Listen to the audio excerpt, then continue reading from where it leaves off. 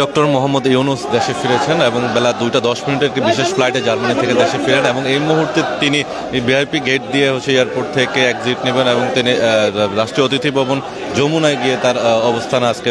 অবস্থান হবে এবং পরবর্তীতে সন্ধ্যা 8টার দিকে তার তিনি শপথ গ্রহণ করে তত্ত্বাবধায়ক সরকারের ক্ষমতা গ্রহণ করবেন। এবং এখানে আমরা দেখছিলাম বিমান বাংলাদেশের বিভিন্ন কর্মকর্তারা এবং কেবিন ক্রু ইউনিয়নের পক্ষ থেকে তারকে শুভেচ্ছা জানানোর জন্য পাশে দাঁড়িয়েছে এবং সেই সঙ্গে ছাত্র সাধারণ জনতা যারা রয়েছেন তারাও কিন্তু এখানে এসছেন এবং তারাও কিন্তু রয়েছেন এখানে। তবে তাকে শুভেচ্ছা জানানোর জন্য কিন্তু বৈষম্য বিরোধী ছাত্র আন্দোলনের সাধারণ শিক্ষার্থী যারা রয়েছেন দর্শক আপনারা দেখছিলেন যে তার কিছুক্ষণের মধ্যেই কিন্তু তিনি বের হবেন এবং তার জন্য সকল গাড়ি প্রস্তুত রাখা হয়েছে এবং তিনি আজকে কিন্তু প্রেসিডেন্ট গার্ড রেজিমেন্টে ফুল সিকিউরিটি পাচ্ছেন এবং যেহেতু তিনি আনুষ্ঠানিকভাবে রাষ্ট্রপতির সম্মতিতে এবং তার সম্মতিতে এবং শিক্ষার্থীদের প্রস্তাবনার প্রেক্ষিতে কিন্তু তিনি এই মুহূর্তে তত্ত্বাবধায়ক সরকারের যে প্রধান উপদেষ্টা হিসাবে তিনি তার ক্ষমতা গ্রহণ করতে যাচ্ছেন এবং আইনশৃঙ্খলা বাহিনীর সদস্য যারা রয়েছেন এবং এই মুহূর্তে কিন্তু আপনারা জানেন ইতিমধ্যে যে 5ই আগস্ট আওয়ামী লীগ সরকার পদত্যাগ করার পরপরই কিন্তু এই যে পাশাপাশি কিন্তু আপনারা জানেন যে ইতিমধ্যে পুলিশ সদস্য যারা রয়েছেন তারা কিন্তু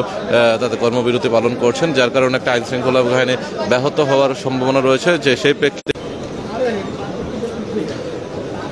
সেই প্রেক্ষিতে কিন্তু বাংলাদেশ সেনাবাহিনী কিন্তু এখন আইনশৃঙ্খলা পরিস্থিতি নিয়ন্ত্রণে সর্বোচ্চ কঠোর ব্যবস্থা গ্রহণ করেছে এবং বিশেষ করে ডক্টর ইউনূসের আগমনকে কেন্দ্র করে কিন্তু পুরো এয়ারপোর্টকে 4 স্তরের নিরাপত্তা ব্যবস্থা জোরদার করা হয়েছে। আকাশপথে নিরাপত্তা ব্যবস্থা জোরদার রাখা হয়েছে এবং নিচে বাংলাদেশ সেনাবাহিনী বিমান বাহিনী সদস্যরা নিরাপত্তা ব্যবস্থা জোরদার করেছেন। সেই সঙ্গে এসএসএফ সদস্যরা রয়েছেন এবং বিভিন্ন গোয়েন্দা সংস্থার সদস্যরা রয়েছেন এবং পুরো এলাকাটা যদি আমি আপনাদেরকে একটু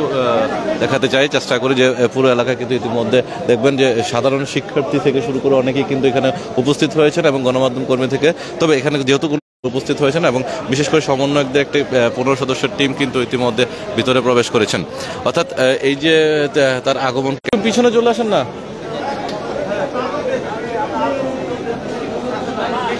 এবং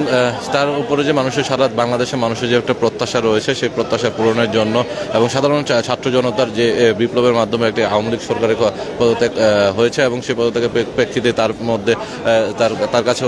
মানুষের যে সাধারণ মানুষের প্রত্যাশা যে তিনি একটি সুষ্ঠু বৈষম্য বিরোধী দেশ গঠন করবেন এবং যেহেতু তিনি বাংলাদেশের প্রেক্ষাপটে থেকে একজন কিন্তু তার এই যে কার্যক্রমে একটি সুপরিচিতি রয়েছে এবং সেই সুপরিচিতি জায়গা থেকে ডক্টর মোহাম্মদ ইউনূসকে সকল ছাত্র জনতা এবং বিভিন্ন শ্রেণী পেশার মানুষ এবং সাধারণ মানুষ কিন্তু তার উপরে আস্থা ভরসা এবং বিশ্বাস রেখেছে এবং তিনি এয়ারপোর্টে নেমে গণমাধ্যমের সঙ্গে কথা বলেছিলেন এবং সেখান থেকে তিনি জানিয়েছেন এবং তার প্রতি সারা দেশের মানুষের সারা বিশ্বের মানুষের আস্থা রয়েছে এবং তিনি এয়ারপোর্টে নেমে গণমাধ্যমের সঙ্গে যখন কথা বলেছিলেন সেই হয়ে পড়েছেন এবং একই সঙ্গে যারা এই ধ্বংসযজ্ঞ চালিয়েছে এবং সাধারণ শিক্ষার্থীদের হত্যা করেছে তাদের বিচারের মুখোমুখি করা হবে এবং সেই সঙ্গে তিনি জানিয়েছেন তার মধ্যে সবচেয়ে বড় চ্যালেঞ্জ রাজনৈতিক স্থিতিশীলতা বজায় রাখা এবং আইন শৃঙ্খলা পরিস্থিতির সর্বোচ্চ উন্নয়ন। একটি বৈষম্য বিরোধী রাষ্ট্র বাংলাদেশ